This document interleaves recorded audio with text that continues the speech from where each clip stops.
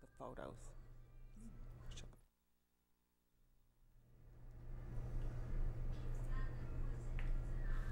Well, welcome to Schenectady today in and around the Capital Region. We are so happy that you're joining us today. We have a really great show today. Lots of interesting things going on in our community. And let me just tell you who our guests are going to be for today. We're going to be starting out with going over to Loudonville. Loudonville, is it? Yep. Siena. I can always forget where that little road is, which side. But we're at Siena, and we're going to be talking about Peter and the Starcatcher, which is, they're doing a production there, and then we're coming back to Schenectady. We'll be talking about this Agatha Christie play, which I absolutely adore, and that's the Schenectady Civic Players. We'll be talking to them. Then we will be talking about getting your taxes done for free, especially with people with disabilities. There's some extra tax credits you might want to know about. And then, of course, we're going to be talking to one of my heroes, and her name is Nancy, and she's in charge of, or she's a founder of Peaceful Acres Horses, and what she's doing for the horses and the donkeys. She's an amazing woman.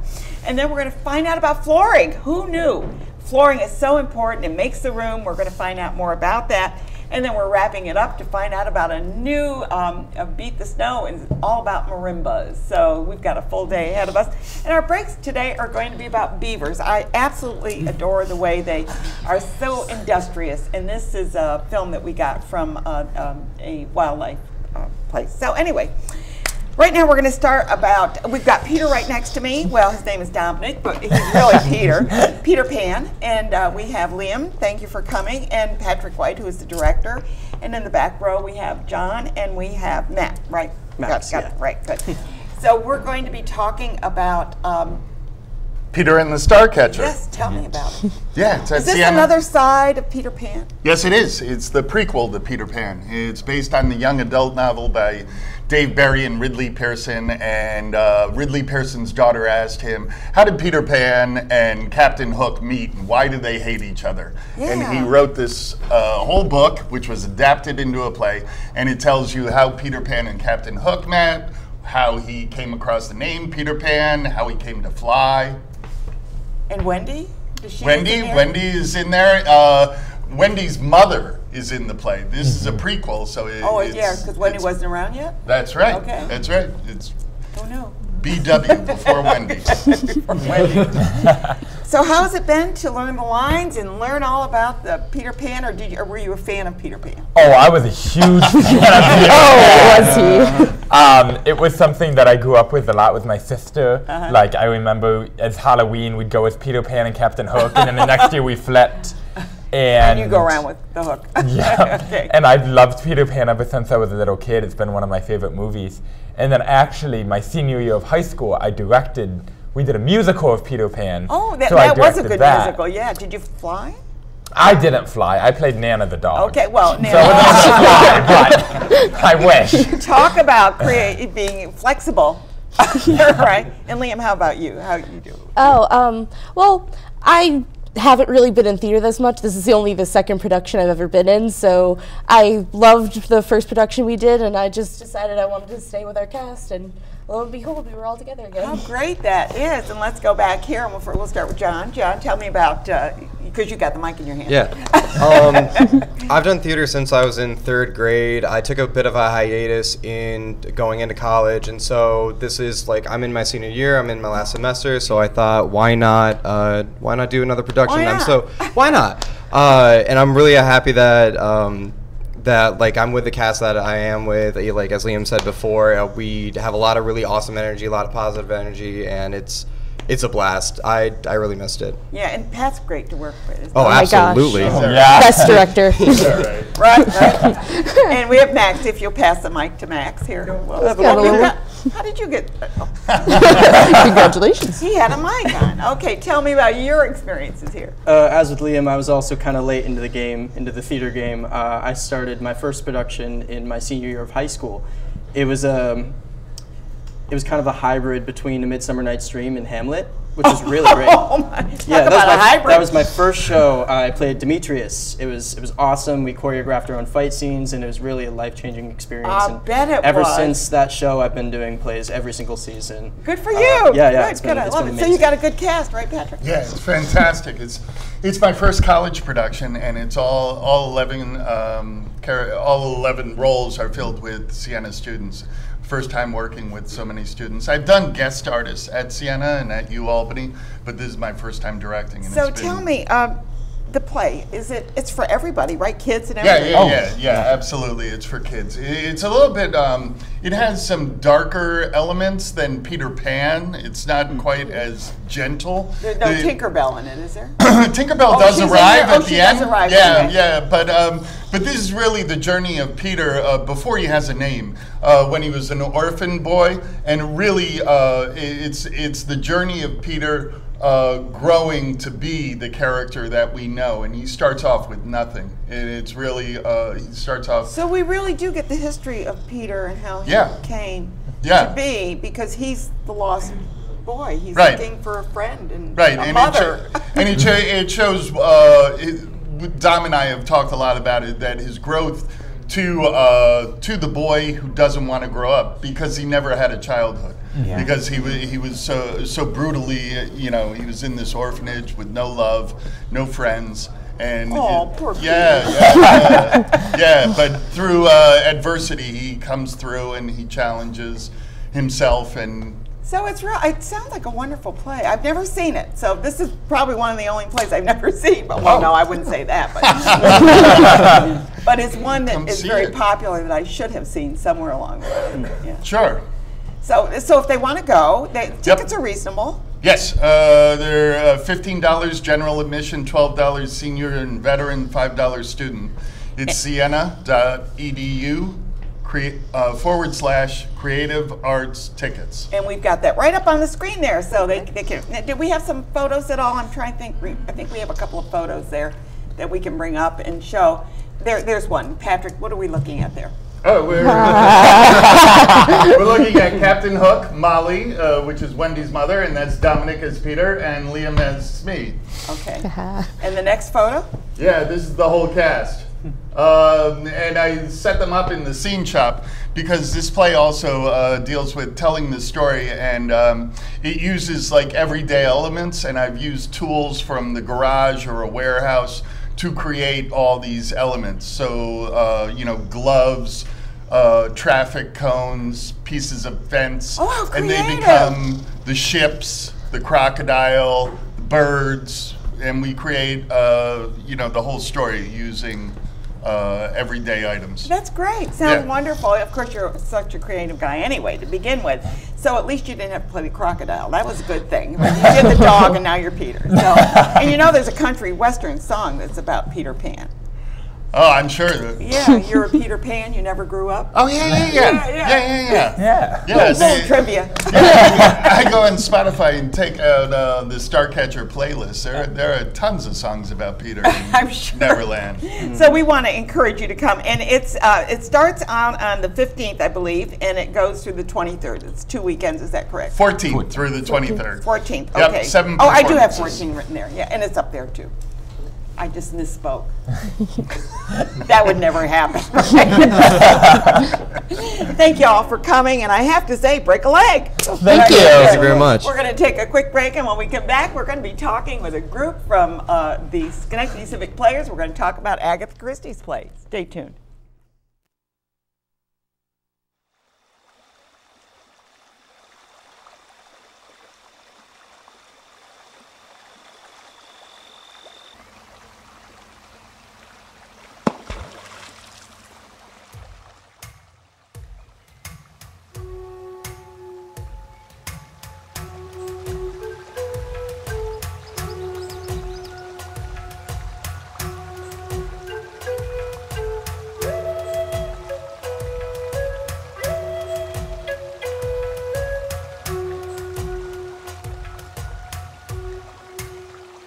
Beavers build important habitat.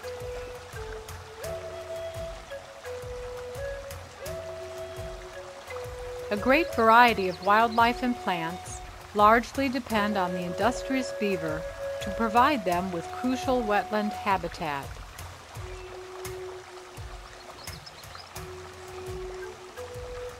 Beavers help people too, by providing cleaner water, reducing flash floods, and by helping to sustain healthy wildlife communities. And that is such a great video. I love to share it. But right now we're going to share a really great play. Tell us about it, Brian. This has to do with Agatha Christie's famous play. It's not her most famous. The Mousetrap is. Yes. But this is a good one, right? Right, Judy? Definitely. Yeah, Kevin? Oh, well, it was, and then there were none. That's the title. And then there were none. Yeah, and then Does there were that none. mean everybody leaves the stage? In one way or another. One way or another. You know, the premise where 10 people are invited to an island or to a house on an island, and one by one they're dying and they're being murdered. Figure out. And we have to figure out who's doing it. Is it someone on the island? Is it one of them? Ending too, doesn't Oh, it? it does. A lot of twists. Which too. we can't talk about. Can't No, talk we're about. not I'm talking. so I just all I said it was an interesting ending. it's an interesting ending. That's all I said. Because she has lots of twists in her story. Typically, yes. So what made you choose this?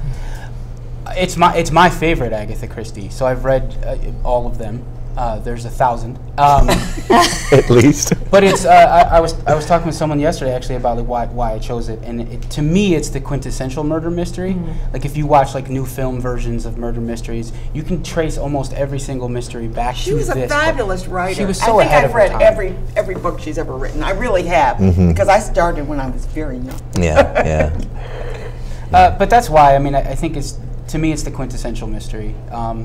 It's such a crowd pleaser, and it's familiar.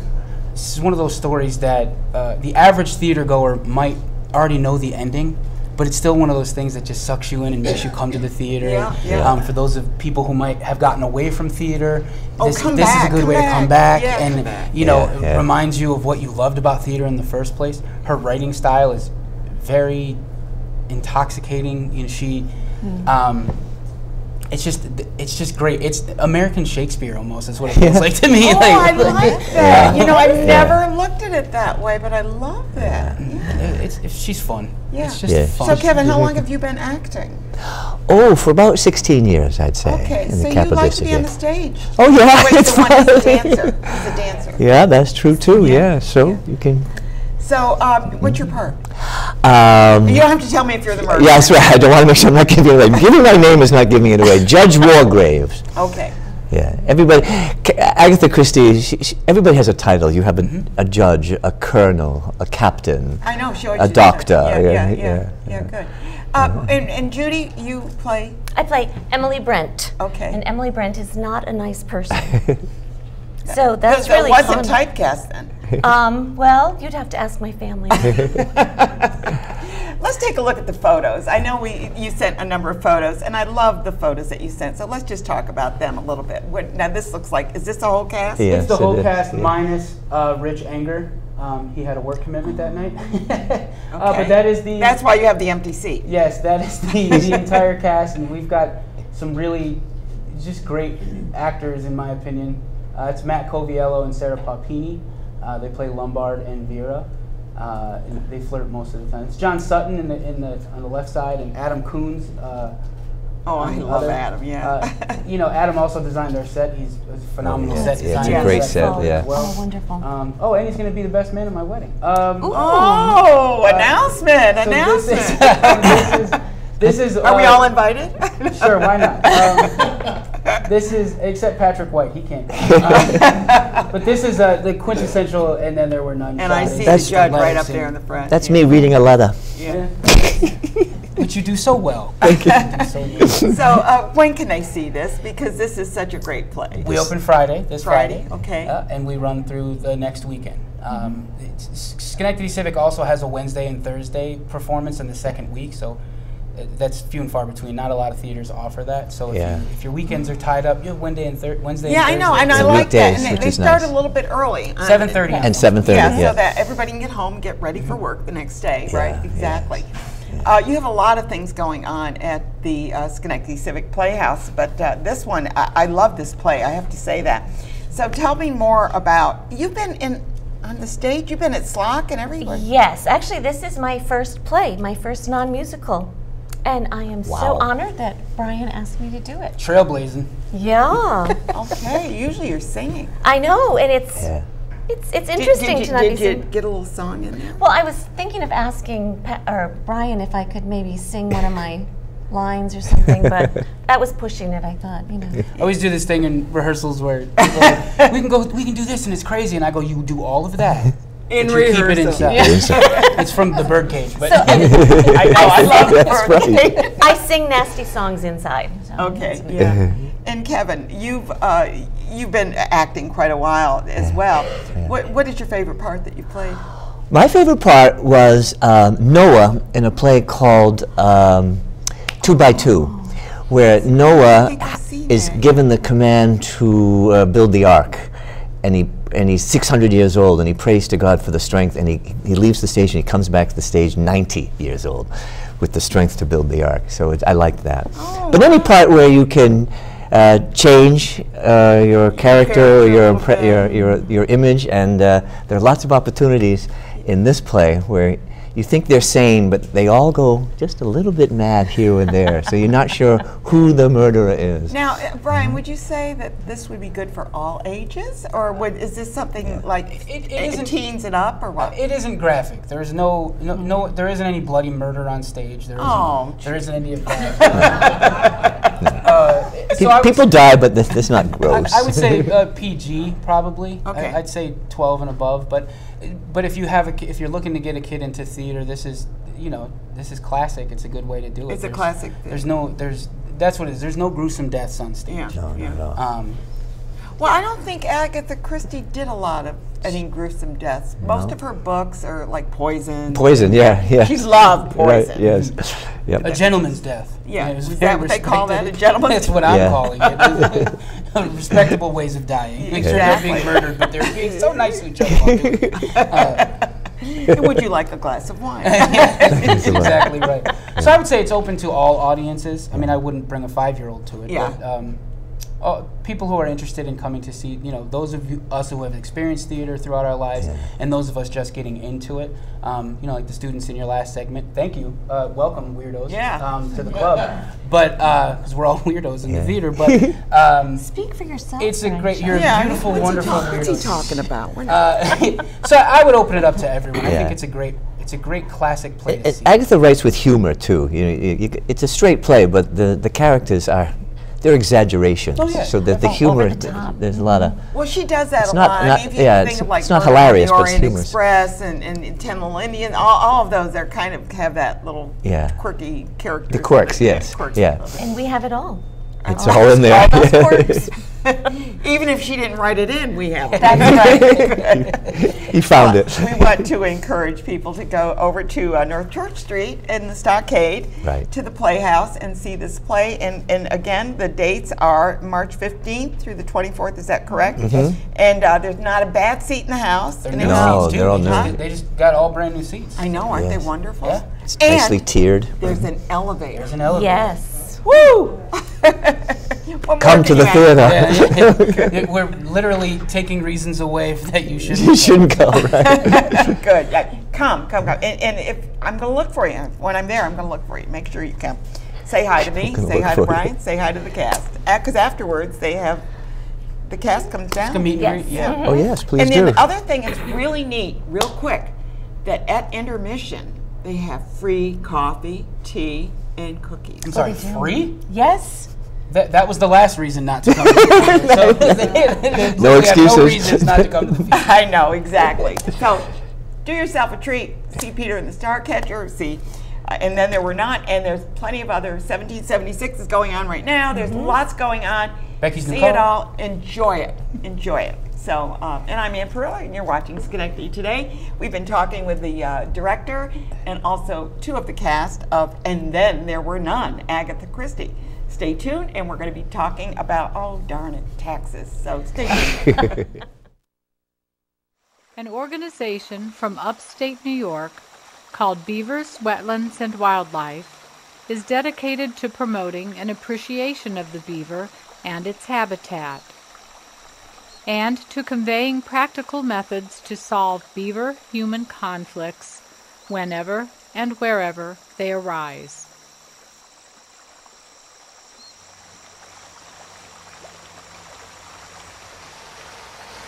Beavers, Wetlands, and Wildlife is an educational nonprofit where we help people to learn about beavers and to solve problems when there are conflicts. So we try to look at the specific problem, whether it's flooded roads or tree cutting, and tell them how they can solve that particular problem so the beavers can remain, and the valuable wetlands the beavers create usually can remain also. So Beavers, Wetlands, and Wildlife is an organization that solves beaver-human conflicts. We do it by phone, by fax, and by email. And we have a website, and a lot of people go to our website, beaversww.org, in order to get information.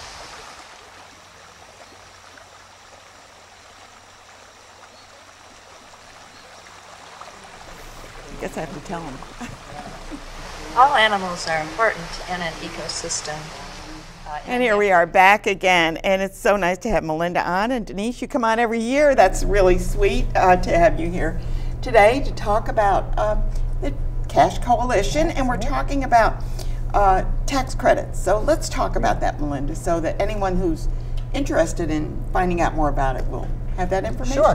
Okay, so the IRS puts out a whole publication on living and working with disabilities. It's publication 3966.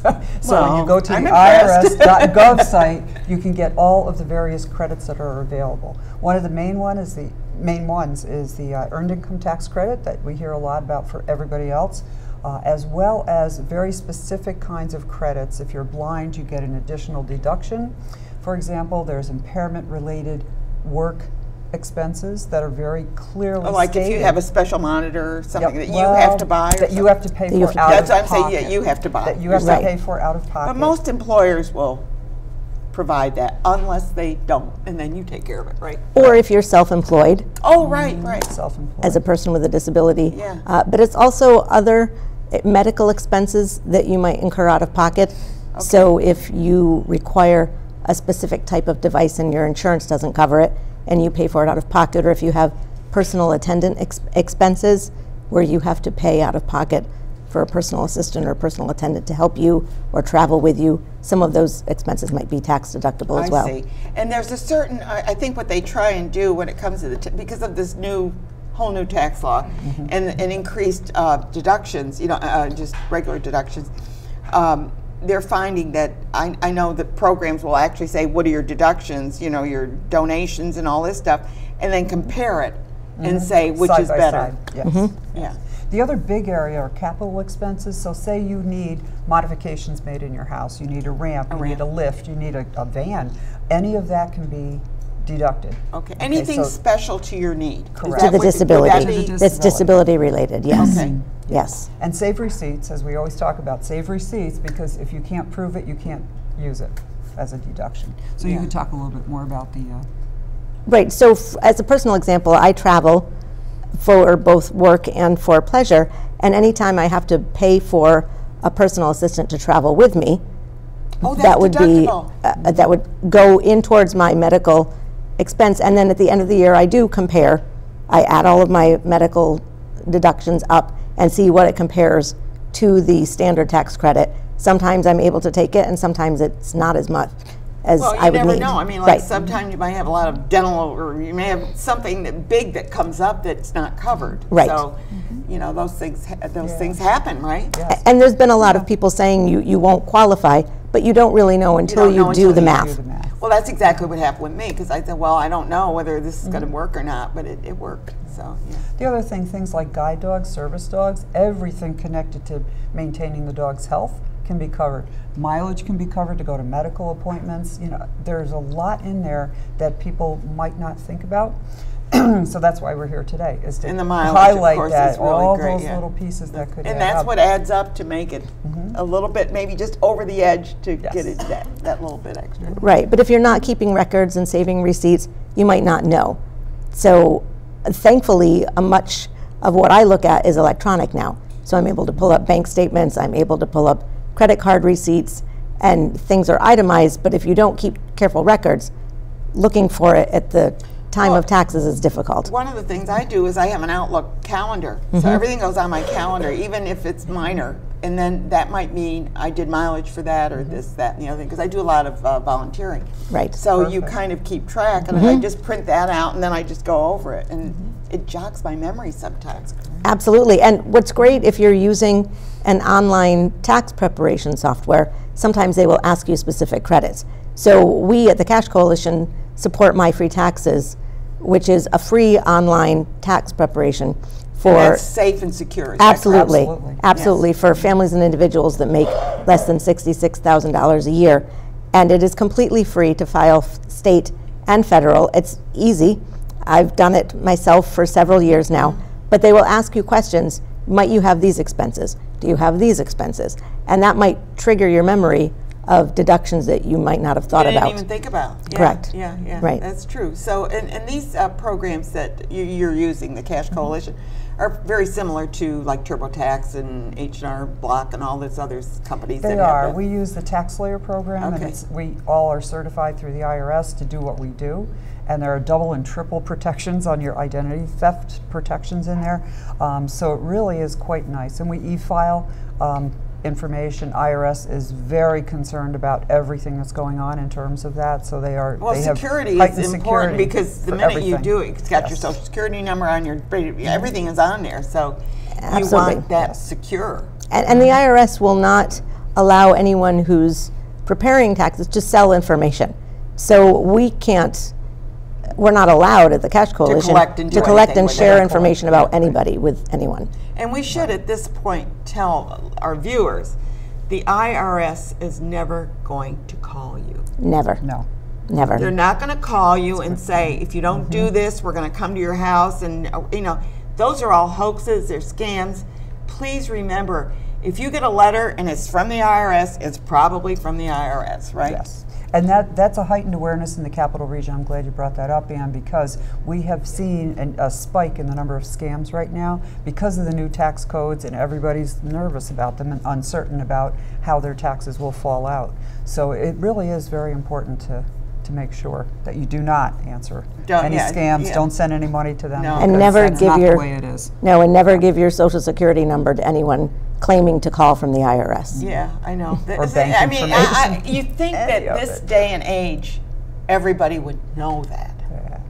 But no, they catch people unawares. And I know people who are pretty savvy that get caught up in some of these scams. You know, that they call up and they, you know, we're from Microsoft. Yeah, when is the last time Microsoft called anybody? Really? I mean, think about it, you know, that they, you know, there's something wrong with your computer. So they do the same thing. The sheriff is going to come to your house. You know, that's all. Forget it. Forget it. You know, tell them I'll have coffee ready. The other thing that people with disabilities are very concerned that their refund counts toward their income and helps determine their eligibility for benefits, and it does not impact. It's excluded. It's excluded. That's very important. Yes. Absolutely. And also, if they're receiving income from SSDI, Social Security Disability, that income is not taxable. It's not taxable. It doesn't count. Okay, that's good to know, because you might be thinking it's income, you know, it's coming up. So the main points are that you can come to Cash Coalition and they'll help you with your taxes, number one. That even if you're doing it yourself, there is a publication number. 3966. And it's online, I'm sure. It is. That you can check to see about disabilities and what your deductions are. But it looks to me, from what I've heard, everything's deductible. Quite a few things that yes. Yeah. And more than you would think. Yeah. Maybe not your Starbucks, but you know. Yeah, no. Probably not. Probably not. I want to thank you here for being here and for letting our viewers know a little bit more about what benefits that we can get from our taxes. I mean, we need to figure out everything we can because we earn that money and we want to keep as much as we can. Absolutely, and you should. Yeah, absolutely. Denise, so good to see you. And, Thank you, Ann. It's always good to see you as well. Thank you, Ann. I'm Ann Pearl. You're watching Schenectady Today in and around the Capital Region. We're going to take a quick break, and when we come back, we'll be looking at beavers, but when we come back, we're going to be talking about horses. So stay tuned. For example, beavers build dams that back up streams and create pond and wetland habitats. Almost half of the threatened and endangered species require wetland habitats for their survival, at some point in their life cycle.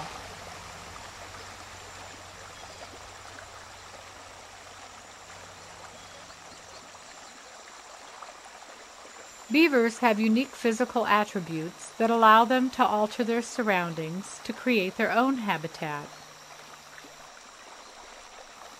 They are especially well adapted for life in the water. The beaver's streamlined shape allows it to glide through the water with ease.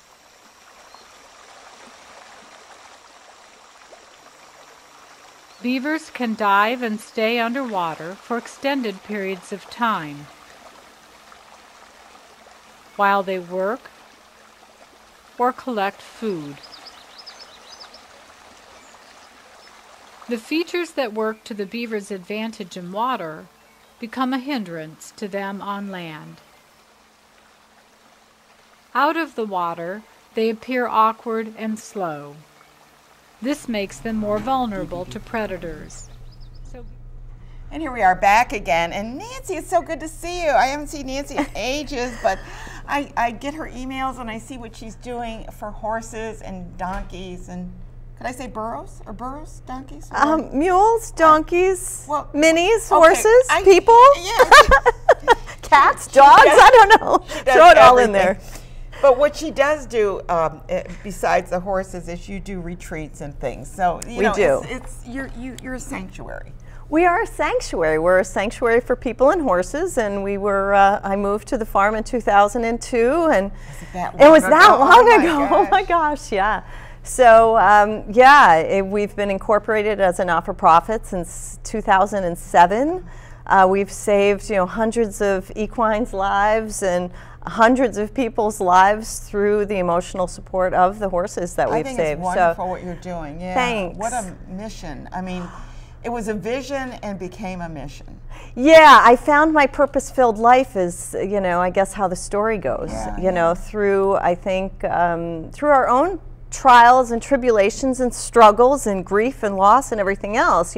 As we come through that, we have a choice, actually, as we come through that, to either, find our purpose and do something with it, or hide away and don't help or don't get involved. And I think part of solutions.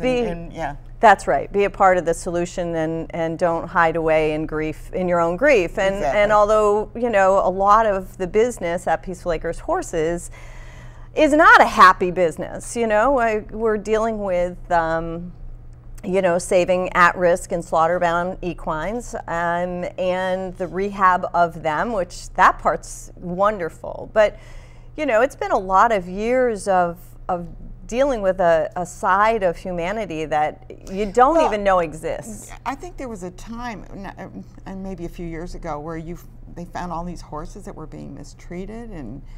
Were you involved in helping with that, or we've been involved in several of them? There's a couple, that's what I thought you had been involved with that. We've been involved. I mean, at one point we had got involved with a coalition of other rescue organizations, really within this area of the capital region. And we got 28 horses out over a period of time, working with an owner that I believe there was about 60 horses at the time. And worked with my brothers and sisters in rescue, and we either brought them into our sanctuaries or we got them placed in adoption. So, yeah, someday I'll write the book. Yeah. Well, let's look at some photos, because I'd like to, because the photos tell an awful lot. Yeah, I wish I had more photos. Well, my computer crashed. No, that's okay. This is good. And this shows some of the horses that you have. Yeah, so Peaceful Acres is a volunteer-run organization, and so we have about 28 volunteers, and I'll tell you, through the winter, our volunteers are just so amazing because it's brutally cold taking care of all these guys. So all the horses that you see on the pictures have all been rescued either through animal cruelty or the slaughter pipeline. And those pictures there are a program that we offer. We started it about 3 years ago, and it's called Horse and Donkey Hugs. And we opened that up as a field trip program for other organizations and schools in the Capital Region, and it's been funded by the Golub Foundation and by Stewart's and by some other local generous contributors. So kids or veterans or seniors can come to the farm and mingle and meet with the horses. And these are a couple of our amazing volunteers. That is a horse that we had saved from slaughter, and his buddy Manju, who comes every week and helps to take care of not only Riley but also the other horses. And then that other picture was of our hay, and we get 17 tons of hay delivered every can't even imagine 2.5 weeks in the winter, and it's $4,000 just for that. So we spend about $8,000 a month just on hay. And this is another picture of our Horse and Donkey Hugs program and little boy with Diamond, who was born at our farm. His mom we had saved from slaughter, and she was in foal. Oh, yeah! Wow, how one wonderful. year You saved two for one. Oh, we had 8 babies born one year because we saved so many pregnant mares from being slaughtered. So that was incredible. And then the 2 little donkeys that are with Manju again, they were about 9 and 12 weeks old, roughly, in the slaughter pipeline. Their moms had already shipped to slaughter, and they were left to just die. And when I found them, you're making me so sad. When I found them, they had double pneumonia, and our veterinarian, Dr. Julia at Rudin Riddle, is just absolutely phenomenal. She's a lifesaver, and she, you know, our team has learned so much. Our volunteers, these are all volunteers. You know, nobody has a background in veterinary or anything. And what we've had to learn. They jump in. Oh, we jump in, and yeah. And, you know, there's a whole lot of feeding and mucking and grooming going on.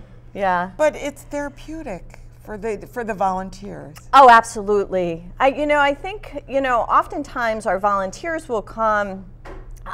Maybe their kids are off to school, they're empty nesters, maybe they're retiring. Most of our volunteers are 40 or into close to 70.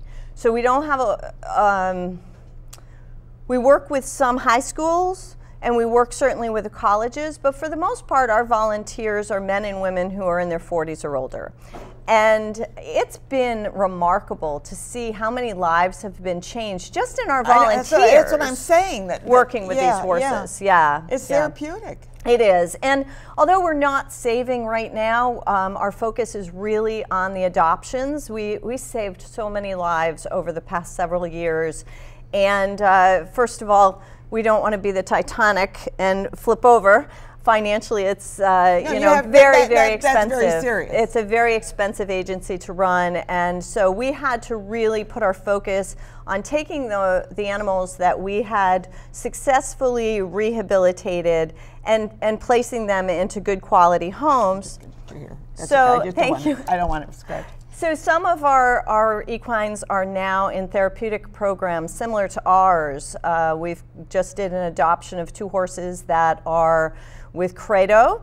They're doing rehabilitation work for addiction recovery. Oh, wonderful. We have 2 minis that went out to Massachusetts, and they're doing work with veterans.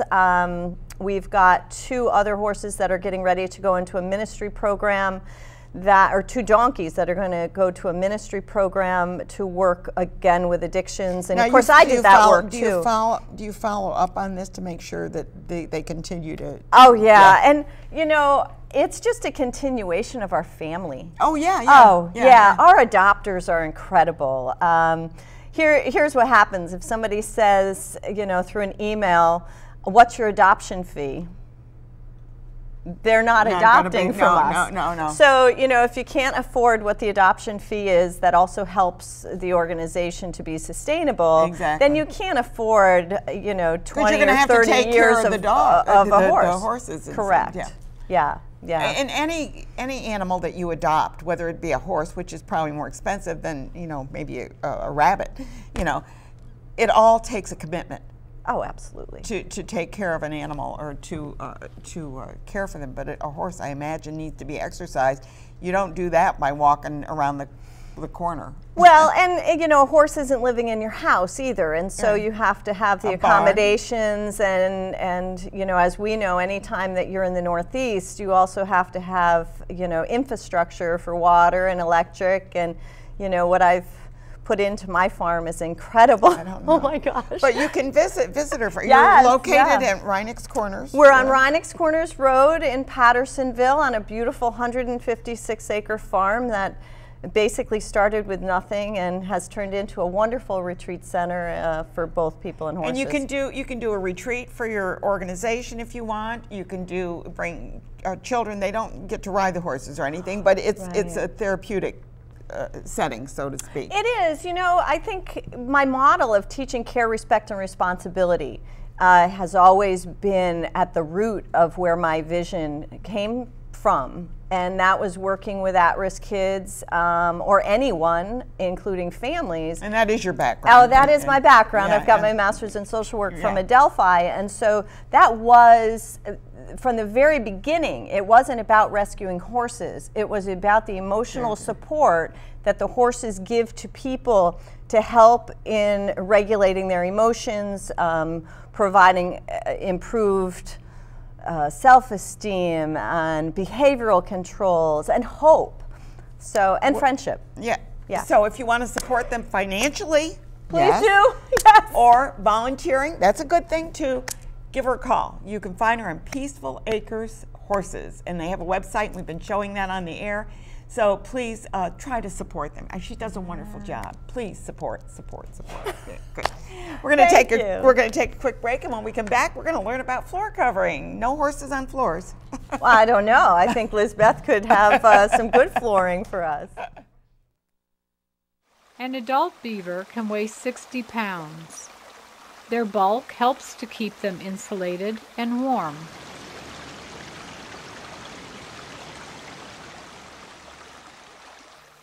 The tail of the beaver is broad, flat, and hairless. Most of it is covered by dark scale-like ridges of skin. And here we are back again. And who knew? We're going to talk about flooring. And Lizbeth is a flooring expert. Is this amazing?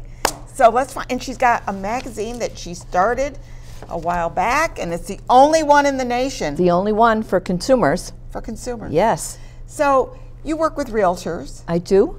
And do you work with consumers at all? I work with consumers, I work with realtors, and I work with floor covering owners. Okay. And it's, you know, I never thought I'd be in the floor covering industry. But somebody has to do it. Somebody has to do it. And I got a call from my younger sister. She was like 6 years younger than me, and I was like in my 20s. And she said, you know, I think I'd like to go in the floor covering industry. And you said, what? What? But I did grow up in the construction business with my father, so I knew something about it. Okay. And so she told me how she was going to do this, and she said, what do you think? And I always wanted to be in business. I said, sounds great to me. She said, well, we need some money. So if you can put some money together, you should join us. And that's how I started. And I really started You started in the 20s, when you were in the 20s? 20s, late 20s. Oh my gosh, so you must have a background in floor covering industry that is par excellence. Well, I have one for sure. You know, I never thought that I would stay so long. Okay. You know, I just thought. I know, that's the way things happen. Right? I just thought I'd stay there and we'd develop these businesses, we would sell them, whatever. And I got into it, and it was sort of, it wasn't the floor covering part for me in the beginning. It was the training. Mm-hmm. So I did training of staff, which is what I had done all the time, and worked with staff, developed programs, and that's how I got really involved. And then, of course, I got into the product itself. And you know, floor covering through the years has just really it's changed incredible. Oh my, like you were telling me. Remember that linoleum they used to roll out on the floor? Do they still make it? I don't even know. Oh my gosh, they make something very similar. But I got involved in that, and a couple of years ago I was asked to be keynote speaker for GCAR, which is the Greater Capital Association of Realtors. I had no idea. Yeah. Wonderful. Well, that's the educational part. All right. Realtors have to take continuing education units. So I was a speaker for them, and then after I did that, Debbie Isom, who is the educational director, said, could you teach some classes for us? And I said yes, and we started talking, and she said, I don't know if anybody liked floor covering. I said, wait a minute. Floor covering is amazing. It makes the room, right? You said it makes the room. It's beautiful. Yeah. It's elegant. And so we kind of laughed about it, and we put out this program for flooring. It was a day and a half. Do you know, we got 38 people. We couldn't put any more in the room. They loved it, absolutely loved it. We have some video testimonials. People were in tears. I mean, well, when we talk floor covering, let's just, because a lot of people think carpets. Yeah, that's the only. And that's not it. I mean, we're talking of your laminates, you're talking about linoleum, whoever uses that anymore, but in carpeting. And there's so many ways you can cover. It can be just wall-to-wall carpeting, or it can be a rug. I mean, so when you do your classes, what is your approach to floor covering? Well, one of the things that people need to know is that the really hot category is what we call luxury vinyl. And that's sort of like your mother's old that's your mother's old floor. But not the old price. But not the old price, and it doesn't look like that. And it was funny how that started. I mean, how talking about that started was a realtor said to me, she was on like the first floor looking down into a basement with a customer. And they looked down, and the customer said, what a beautiful floor. That's such a wonderful hardwood floor. Well, they didn't know, and they walked down and they looked and they said, well, this isn't wood, this is linoleum. And the customer didn't buy the house. And the realtor didn't know what to say, because in her mind, it was cheap. Well, that's one of the top categories out there these days, and it is so beautiful and elegant and looks like anything they want to make it. And so I know, it's amazing, because people walk in my house and they go, oh, your wood That's floor right. is absolutely gorgeous. And well, it's not exactly wood. It's in the kitchen, so you need it more waterproof than wood. Right. But people think it's wood every time they walk in. And you said something, waterproof is the buzzword these days. All of these hard surface floors are somehow waterproof. They've made them to be that way, because now you can use them just about anywhere other than the swimming pool. And we have to tell, you have to tell people things like that. Let me think about that. Go ahead. You can tell them it's water resistant, but you do have to say, but it can't be in the pool. And because we've had those issues. Yes, I do inspections of floors, and things happen. Yeah. But that is a category that is right on the top. And carpet is still a major category. You know, it doesn't go away. It works in some places, in some rooms. It's beautiful. Listen, you get out of bed in the morning. Nothing like, feeling that I carpet know. on your feet. And it gets more beautiful and softer and more luxurious. I mean, technology has made it possible to produce things that they could never do before. Exactly. Things that aren't wool feel like wool. Wool is still beautiful and one of the top categories. So it's become a real fashion trend. So, if a realtor goes into a house with a customer and now they're looking at the floors, you have to figure out, what do we need to replace? How much will that cost? I mean, flooring is a major addition. Since you're talking about realtors, suppose I'm going to sell my house, for instance, and so I hire a realtor, and they come to the house and they go, well, you really need to take those cabinets out. And do they do things like that? Because it seems to me the homeowner would say, I think I'll just live here, because it's too much work. Funny you say, I taught a class yesterday, aging in place with realtors, and that was one of the issues. If you want to age in your home, can you afford to stay after you make those renovations? Exactly. So going back to your question, so now we look at a house and we say to the customer, well, maybe we should just clean this carpet. Let's try to clean it first and see if we can clean it. Yeah. But in this room, you've got ripped vinyl. That's got to go. Yeah. These days, we just go right over it with something really elegant. Doesn't have to be glued down. It just goes over it. Oh, okay. So there are it might not be as difficult as you think it is. It may not be as difficult. So that would be one thing. And now if the customer is deciding they want to buy a house, so now you're looking, what will it take to replace this? Or do we have major problems under the floor covering? See, that's something that a floor covering inspector, or even a realtor now that comes to my class. Because you could have mold. And if you have mold, believe me, that's a hazardous, that's toxic. Or you have something underneath, boards that you know, aren't Oh, okay. good. You mean structural? Structural issues or concrete slab that's wet. And so these things, the realtor might not know exactly what it is, but at least they'll question the issue. And this could save the customer a lot of money and a lot of aggravation. So your realtor could be your best friend. You when know, it it's comes funny. To this. One thing about realtors, if you ask them, do you know an electrician? They'll always say, I got a guy.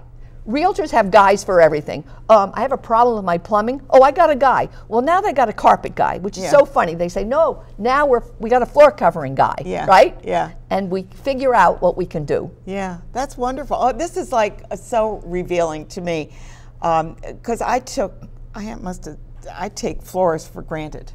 Well, except us, we're always looking like this. We walk like this, you know? Exactly. But I mean, I take it for granted, you know, that this is not, you know, it's like, okay, I'll just pick that. But you bring a whole new approach to it, and I love what you do. Yeah. Thank you. Good. It's, you know, it's, as I say, it's fashionable these days. Yep. And elegant, so. Elegant. Hey. Yeah. And she's a business strategist besides, so who knows? What's next? Yeah. Who knows? We've been talking with Elizabeth Calandrino, and she is a floor covering expert, and we're so fortunate to have her on the show. She does have a magazine. I'm sure that you can check it out. It's called Fabulous Floors, Design, Decor, and More. And there's plenty in here, believe me. And if you're interested in floors, check it out. Thanks for being here, Liz. Thank you so much. It's so such a pleasure to have you here. Thank you. Yeah, I'm delighted. We're going to take a quick break and talk about marimbas. Do you know what a marimba is? No, I'm not sure. No, we're going to find out in just next segment. Stay tuned. To slap the water. This often startling sound is an alarm call given to alert family members to a perceived threat.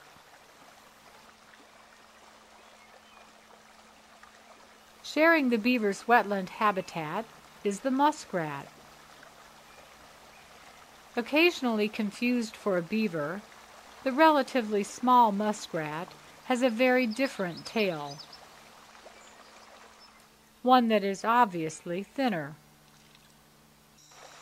And unlike the beaver, the muskrat uses its tail to aid its propulsion through the water. Well, this has been an exciting Beat the Snow because we had a cancellation, which meant that the musicians of Malwick are moving to Palm Sunday. So they're going to be on Palm Sunday, and they always do a wonderful program. And again, the concerts are on Sunday, 2:30. Come early, especially to get a seat. Yes. Yeah. And they always do a wonderful program, but that is the concert that was snowed out, unfortunately. And then you had a cancellation, so now you've got an exciting something brand new. I do, something brand new. Yes, one of our concerts was going to be jazz because we try to make sure that we've got a nice balance of music. And she called and she had a friend. I've got a friend to cover for me, Jan. She'll be done in Troy at 2 o'clock. Our concert is 2:30. This is winter. Is she going to fly? I mean, oh my gosh. She must have a... Yes, a small vacuum cleaner. A broom wouldn't do. But I said, thank you, but that would make me so nervous. I would get more gray hairs. I could handle it. Well, not only that, but you got to get from Troy to Schenectady, and find the parking place, yes. get your equipment. I mean, yes. it's too much. That's right. That's right. And I don't care how good you are. Oh, right. And it's like, thank you very much, but we may use her another time, but we're not doing this. And so I was speaking with someone who had previously done a lot of the contracting for musicians at the Unitarian Church. Oh yeah, and beautiful. Yes. Oh yeah, they have a lot of concerts there and stuff, a lot of jazz. And so she has retired from that, and she was pointed, I was pointed out to her, someone organizing these concerts. And so I think we'll probably, see if we can work together and share our resources. Well, why not? So that's all wonderful. So I said to her, hey, we have a date here, and she said, I have somebody that I think would be wonderful. And she happens to be the head of the percussion department at SCCC, or Schenectady. Schenectady. They're changing the names a little bit. Schenectady. Nikito McKay. And so she's coming over with her marimbas, and a marimba is a percussive. Well, we had a picture of it that we showed a little bit. So it's a big instrument, and she has 3 students that she's going to bring over. And in a week or 2, they had been planning for 8 concerts. So they have the program. This perfect? The timing is excellent. So this will be their preview concert for their other concert. But it will be fun. And it will almost be as much fun as we had this last Sunday, because we had the village colony village singers there with they Malcolm. Get everybody oh singing my and goodness, having a good yes, time. they did, and that is what music does for you. When people leave our concerts, they are smiling, especially if they get to participate, or if they've heard some wonderful inspirational singing and playing. It's so good for our soul. And we're beating the snow. And so far, we've been okay, and I think we'll be okay for the next 2. So we have marimbas coming up. We're heading to spring. Yes, we're heading. You know, we flipped our. You know, we sprang ahead, so we're heading for spring. So we have marimbas, and then we have Don Hyman, and he's going to do the Aretha Franklin tribute, and then we're going to close with the Etude Club of Schenectady, and that is wonderful, differing ensembles of instruments. Usually there's a cello, there's violinist, sometimes there's flautist, you know, a nice variety of instruments. And this is again another long-time musical institution in they've been around a long our area, just like Schenectady Civic has been here forever. 90 Octavos some odd has been here forever, and it's wonderful to have those groups that have been part of the history of Schenectady. It's wonderful to showcase them. And the thing is, they aren't getting paid big bucks to do this. So no. So that's really their commitment to our community. Their commitment to our culture. And that's why I bore people to death, I'm sure. But whenever I have introduced the artist for that week, I always say, now if you see them out performing, go support them where they're actually being paid, and keep it up. I'm just going to say who's coming on next week, and then we're going to come back and talk a little bit more. Well, actually, you're coming on next week to talk about Don Hyman and Don is going to be here to perform as well. We're going to be talking about March for Meals, which has to do with Catholic Charities and their Meals on Wheels program. My side will be here again talking about their exhibitions. Now, I'm not sure exactly. They might be talking about their new one called Wolves to Woofs, but I'm not sure, so we haven't firmed that up. And then we're going to be talking with the Jewish Community Center, and they're talking about their summer camp coming up, because you got to get your place there soon. Yes. They sell out fast. So. Yes. And we were speaking about people's well-being.